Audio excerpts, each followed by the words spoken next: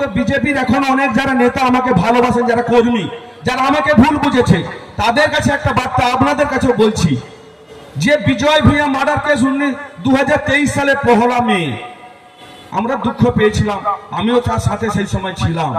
বিজয় বাবুর পরিবারের সাথে এখনো আমার যোগাযোগ রয়েছে, এখনো যোগাযোগ, তার ছেলের সাথে, তার স্ত্রীর সাথে এখনো আমি কথাবার্তা বলি, আমার কাছে এখনো আছে। তারা তার বিজেপি করে, কিন্তু আমি তৃণমূল কংগ্রেস করি।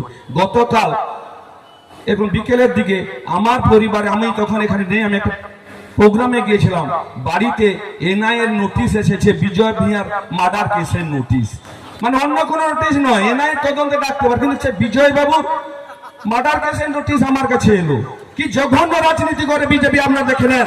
এভাবে জঘন্য রাজনীতি করে মানুষকে ভুল বুঝে ভোটে জেতা যায় না। তাই আমাকে যারা ভালোবাসেন, সারা ময়নার মানুষ, সে বিজেপি তৃণমূল সবার কাছে আমার আবেদন, এই ভুল চক্রান্তকে আপনাদের রুখতে হবে।